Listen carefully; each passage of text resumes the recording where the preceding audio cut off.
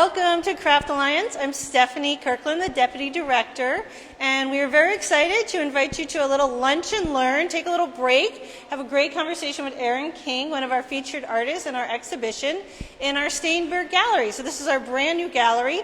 This show opened October 2nd and will be up through the 31st.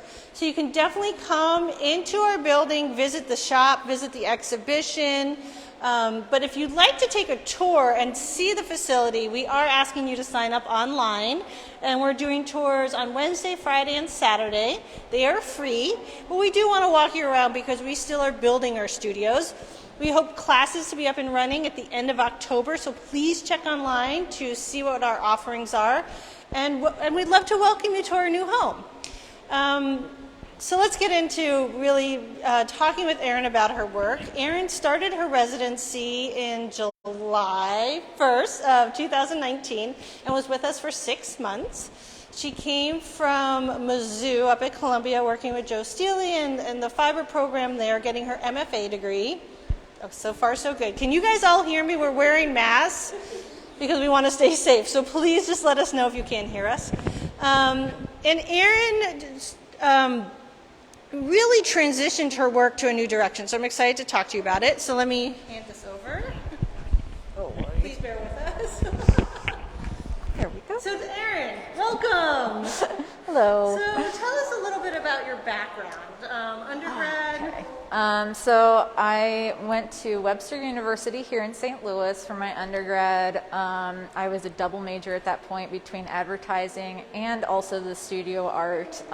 So I did a lot more, I think, painting, but I did have the opportunity to take a paper making class with Tom Lang. And that was kind of my gateway into fibers, which I tell a lot of people, like once you, I don't know, at least for me, once you start making paper, that's kind of like, that gets you hooked into like fibers.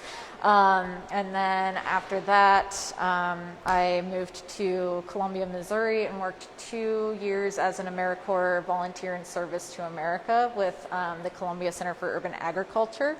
And then worked another 1.5 years with them as their office manager. And then I went and got my MFA in fibers at Mizzou, and learned how to weave under Paja Manila. And so that's been really exciting, getting to just kind of collect all of these different life experiences. And while I was working at Columbia Center for Urban Agriculture, I was like, I still want to make papers, and I was like gardening in my backyard, so I would like go out and I would like harvest the dead plants from my garden, and then I would pulp everywhere. I would just like, I just had this like stock pot in my house, and I would just boil it with soda ash and cook it down in my hot like studio apartment during the middle of the summer so I could make pulp.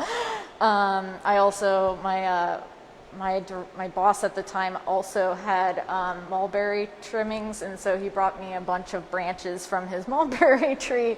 So I would just like spend a lot of my free time just peeling the bark and the cellulose fibers off of like these mulberry twigs, and it was just really oddly relaxing, and it felt kind of like I was like traveling back in time as a pioneer. And so that's kind of like one of my favorite things about fibers in general, is that it's so current and it's so part of our everyday life, but it also can like travel and reach back so far into past generations when it was like a necessity, and we kind of take it for granted now.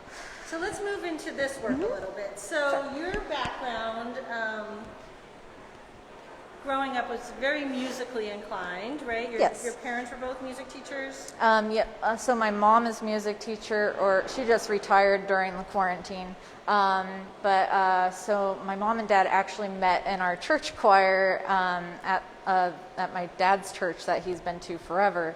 And so my dad's whole side of the family is musical. My mom has been teaching middle school and high school vocal music, general music for years, and I had the blessing/curse of being actually one of my mom's students for from 5th grade until I graduated high school.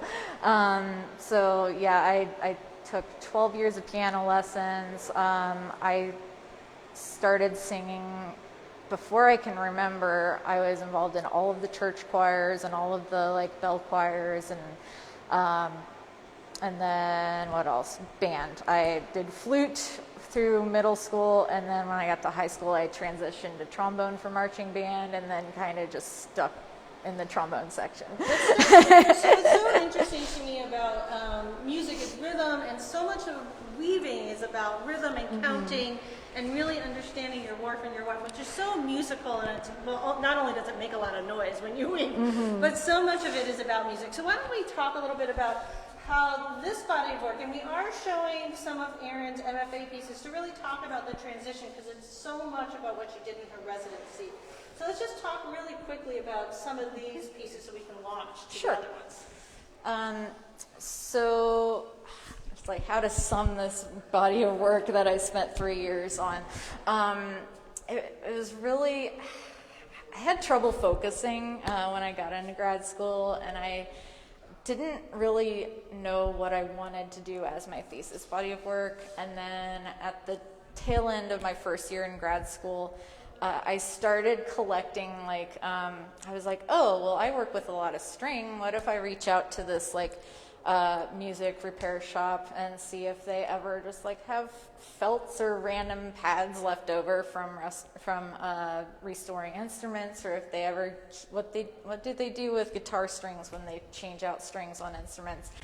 And they didn't really have any of those laying around, but they did, like, the person that was the music repair technician had been holding on to like 7 or 8, as she called them, musical instrument dead bodies that she wanted to use in crafts but never had the time to, and she was getting ready to move. And so she was like, well, actually, like, would you be interested in these? I could bring these in. And she's like, I would only like charge you maybe $150.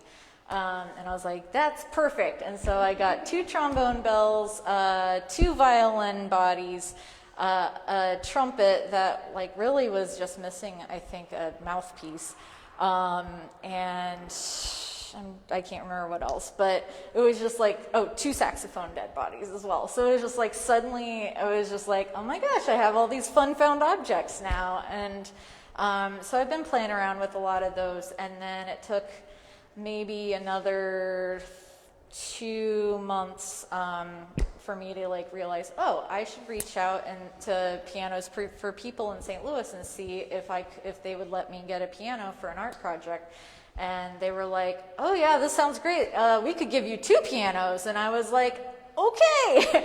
So then I ended up getting a team of people from my church that I was a part of, and they came and drove the trailer to St. Louis and helped me load up the pianos on the trailer and drove them back. So how did you decide to weave on these pieces? I mean, it's really exciting that you took them apart, and then you decided to add this, this beautiful, and I love that you're not using traditional colors in your weavings that we might see from historical weaving. So can you talk a little bit about how you got the weaving on? Yeah. So I started out with the keyboard, and really part of it was I have this habit or like this like ebb and flow to my studio practice, where it's like I'll just haptically build things for a while, and then I'll just need to take things apart for a while. And so my second reader on my committee was like, well, do you have any reasoning behind what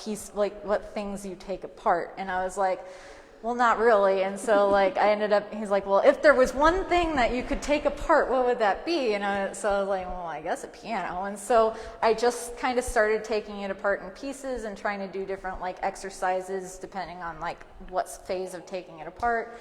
And when I realized that like the keyboard of the piano, it really reminded me of like a frame loom, and I was like, oh, I could clearly weave on that because it already has like the little pinpoints on that, and I had already been making kind of a pseudo string art on apparatuses such as that.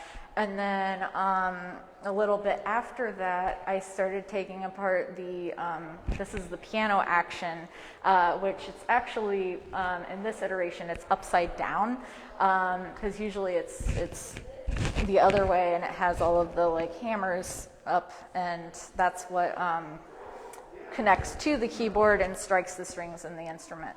And so it was just kind of like I had a screwdriver that was like my best friend for a little while, and it was just removing all the screws and taking all the pieces apart, and I was like, oh my gosh, because it had like, not this one in particular, but the first one that I took apart had all these little eyelets, and I was like, oh, I could fit string through that too. And so like once I had put string on there, I visually was reminded of the historical weighted wharf looms, and so again, like, I wasn't using it like as a perfect homage to like an actual weighted warp loom, but it was so it's like each time that I like got it to a certain point, like the visual of the object would suddenly remind me of this like other way of weaving, and so as far as the actual markings on them, that was a little bit harder because I had decided at a really early point in the process that I wanted whatever the weaving was to tie into a musical composition. And I ended up collaborating with a peer from the graduate program in the School of Music at Mizzou, and my third committee member, Carolina Heredia, also helped me with kind of planning out like, okay, well, so the markings should really like tie into what the visual was. And so this is actually like reminiscent of either like a player piano scroll or MIDI, if people are familiar with the musical instrument data digital interfacing. And so it's actually like if you had like a grid, you would have like the names of the notes on like a piano this way, and so this is kind of like following like the music staff where the notes would be playing. And then how does it relate to this piece down here? Mm-hmm. So once I had the music composition, I basically went through and marked out the measures on each of on the scrolls so that I could figure out where to punch each of the notes. And so there were 6 of these in all in that work, and so each music box was as close to a playing of the notes that are displayed on the actual weaving. There were some breakdowns in the translation process because each time that you translate something to a new system, there's a little bit that gets lost or gets changed. So, and I really like that part of my work. I really love when things start to glitch or start to break down a little bit. But I'm the only person that really knows that this is not actually what like the original drawing was. But I like this like idea of these standing in space as almost like basically I had each of them like laid out in a semicircle almost as if they were people singing in a choir, and so and people in the space were able to play the music boxes all at the same time. I also really like that they, even though they do technically have a beginning and an end, that like, as you can see, like this music box is like in the middle of its composition. And so if we were allowed to play like the 3 that are in the space, like depending on if only one person is walking through the space or if there are 2 people in space, whether they communicate with each other or whether they don't, like there's like this endless number of variation that comes out of the action of playing the song. And so I kind of like that as a metaphor for community.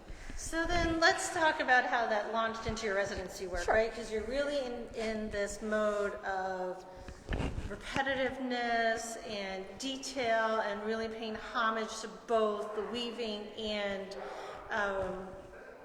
the instrument and bringing the whole musical lyric together. So then we get to the residency and this is one, right? Where you Yeah. said, I remember we had a lot of conversations like, I want to keep going, but I want to break.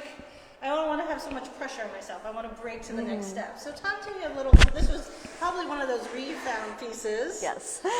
Your colors have totally freed you, so let's talk a little bit about it. So for one thing, like, I've held on to this viola probably, or not viola, this is cello body, for a couple years, and I had a different plan for it, and then in the process of working on trying to turn it into kind of like a curiosity cabinet, I realized that it wasn't going to actually hold the hardware in the wood, and so like I find a lot of times that a lot of my work is kind of a collaboration with like circumstances and like happy accidents, and so it's like, okay, so this first idea isn't going to work, so now what? We call that exploration. Yes. That's the journey. Yes. And so this piece, so this had already been cut. My dad had helped me cut it for the curio cabinet like idea that didn't work. And then I had stained and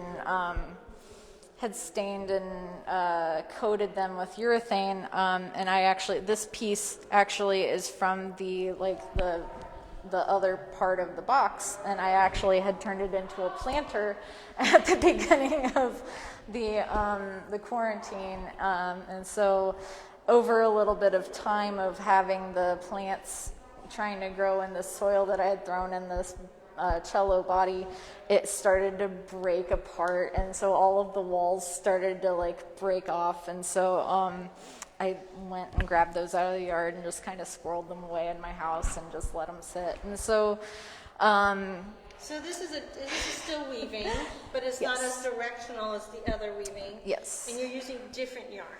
Yes. I really so I had to be in that like neutral, like red and white and like wood color for so long during my program finishing up my MFA work that like by the time I got done with that work, I was just like, I just want all the colors, just all of them.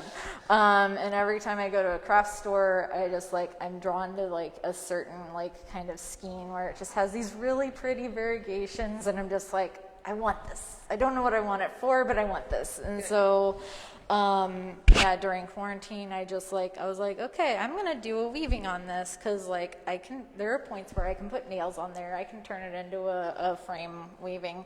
And just during the process of stringing it up and then weaving onto it, I was like, oh, I can totally make it look almost like a guitar shape. And so, really originally the thing that I was most interested or wanted the piece to be about was actually what you can see through the F-holes. You're the artist. Yes, I can touch all the work in here. And so this was my original point that I started from, was I was interested in what would it look like shining through the F-holes, and then it ended up turning more about what was on the other side. And so I feel like that really happens a lot with my work, or oftentimes I always want to show both sides of everything that I make, because I don't know, I always find beauty in the imperfect and sometimes in the mess. So I'm always I'm frequently challenged with trying to figure out ways of displaying work in that way that you can see both sides of it. Well, then we'll walk down here because you accomplished that. Yes. But I love that the residency gave you time to free yourself, to play with color again, but to not really lose step with some of the passion you have towards music. It's nice that you kept going. So here we have you doing a little bit more freeing. So let's talk about these a little bit. Yeah. So this piece, actually this piece, and also the trombone bells as well. So the viola piece I had worked on when I went to Aramont after my first year in grad school. And it was right about the time that I was just learning weaving at that point, and just kind of did a little bit of knotless netting on there. And so I've had this guy with me for several years, and it's just never quite gotten to that 100% finished place. And I feel like the same with the trombone bell as well. And so really once we went into shutdown with the quarantine, it gave me a lot of time to just be like, well, what would kind of tie together the works that I could put in the space? And I was thinking more about like, I guess like these domestic things, or like how could these be part of a domestic space. And then I was also remembering like the origin of the trombone bell of the woman that I had purchased them from had always intended on turning them into turning them into lamp shades. And so I was like, well, what would that look like? How would I do that? Do you think that COVID really made you think about the home more? I mean, I think really I was just there so much that I feel like it was just like finding things that are constant. And I think that like because I was home so long. And things you can do in your home, right? Yeah. Like, things that are comforting. I mean, what I really liked about this piece, and I talked about displaying it a lot because like you just kind of want to hold it, you know, like it's just sort of cozy, and it's the nature brought back in. And, yeah, it's interesting how COVID has really affected work that's coming. Yeah, and I was talking to somebody about this piece too, because it was part of the failed attempt at making a curiosity cabinet out of the cello, and because originally I was trying to like recreate kind of this violin case kind of situation, but using one instrument as the container of another instrument. Turducken, so to say. Yeah. Or like the Russian nesting dolls. And so like when that didn't work, I was like, well, I mean, I don't know. It's also like a really seductive piece as it is, and I felt like it probably wouldn't be great for me to like hide it in something that might be closed all the time. So again, it was like a really happy accident that it wouldn't fit after I did all of the layers of like, I did a knit layer, and then I did felting on top of that. But the more I look at it, the more it almost like reminds me of like of a person like lying in state, or like the interior of a coffin. And so like in that way, like this piece like kind of shifted from like this like kind of whimsical piece to kind of just this like, I don't know, not really sad or depressing, but it's like I'm always trying. It's quiet. I love how all the strings you use, like they're like your mark making for a painter, and the different, just the different thicknesses and how aggressive they can be in everything you do. All your weavings, you really show that aggressiveness. And has that led you? Let's just talk about the Phoenix. Sure. It's perfect because it's back to the mark making, but in a whole different way. And so again, like I feel like a theme that runs through all of my work is often like this resurrection, or like bringing new life into something that either hasn't been completed or failed. And this one is like really personal to me because when I started grad school, I had just gone through just a series of like really difficult circumstances, and then I had to start grad school. And so, and I was sitting in on an Intaglio undergrad class, and I decided that I needed to make a piece that would kind of help me to like kind of close off all of the circumstances that had happened to me right before I started grad school, so I could like move on. And so I was really drawn to the imagery of the phoenix rising from the ashes, because that really speaks to like kind of how I needed to feel. Like it was like I need to stop focusing on the ashes, and I need to remember that like I will get out of this. And so I had pulled one print off of that intaglio plate, and then the plate went missing. And then when I was in the residency, I was going through some of my things and found the print that I had pulled from that image and made a copy of it. And then I made I'm blanking on the word, okay. A thermofax screen of it. And so these were like the three best prints that I could make out of it. And again, like the fabric print that I had made, this was like one of my first monoprint samples that I made when I was sitting in on a surface design class at grad school. And then this piece of fabric also was a dye sample when I was still learning about dyeing fabric. And then this piece was a fabric sample that I made when I was teaching the first session of surface design during my residency. And so it's like kind of this nice being able to revisit these pieces of fabric, because like I don't primarily work with whole pieces of fabric. If anything, I usually tear them up and turn them into string again. So it was kind of nice. There's everything, right? Like yes. you're recycling instruments, you're thinking about the classic, and you talk a lot about that in your artist statement about bringing these historical ideas back to relevancy. And I think fiber is really one of those materials and mediums. It does it so well. You know, we wear clothes, we you know, make our bed every day. Well, not everybody, but you know, you're touching fiber all the time. So the way we hold on to an old shirt, you know, so it's, I've always loved that theme in your work, that you're never going to let it go, and you keep rebuilding. It's that difference between like the fast fashion culture where you end up like buying a really expensive garment that like you wear for like one event and then you can't wear it again, versus like, I don't know, a blanket that my grandma crocheted for me, or a quilt that my grandma made for me that's still in the family. And even though it gets like super ratty and like the pieces are falling apart and the stuffing falls out of the thing, like you still hold on to it because there's that history and that memory to it. And yeah, I think one of the first conversations I had in grad school, it was with Matt Blue.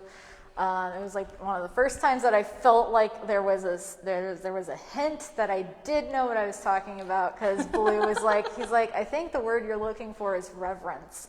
He's like, there's a sort of reverence in the way that you approach your work, and I think that I try to use my studio practice as a modeling for how I believe that society should act. And so a lot of times that can, like, it gets lost in translation, because it's more about the act of making and less about the imagery, or less about the art piece itself. Well, I do love that you leave the evidence of the hand in everything you touch. Well, this was great. And we really invite you down. I want to thank Erin so much for going through this work. There's so much here. There's so much meat to see. Please come and see the show again. We are open to, the shop and the galleries are open to the public Tuesday through Saturday, 10 to 6. If you'd like to sign up to go on a tour and see our studios as we resurrect them, because here too at Craft Alliance, we're resurrecting our studios in our new location. You can sign up for a tour online. And again, I invite you guys to please see the shows up through October 31st. Jesse, are there any questions that came through? Do you want to share details on the applications? Yes, thank you so much. Yes, we are accepting applications for our next residency program, which will start in February. The deadline's coming up at the end of October. Please check our website. We have a beautiful new, everything's beautiful and new here, residency studio, which is in this location. And the residency, we're going to do a 6-month residency to get our feet wet. It's for someone who really wants to learn, get their hands wet in teaching. We have great professional development where you'll be working with our admin staff. And if you have any questions, you can reach out to us here at Craft Alliance, and it's on our website. That's it. All right, thank you, everybody, and I hope you join us next week. We're going to have Lunch and Learn with Jeff Horning on Wednesday, and then the week after that, we'll be meeting with Whitney White. So you'll get to see all the work in here with them. Yay. And then an in-depth conversation. So thank you so much. I really appreciate it. Thank you, Erin. Thanks.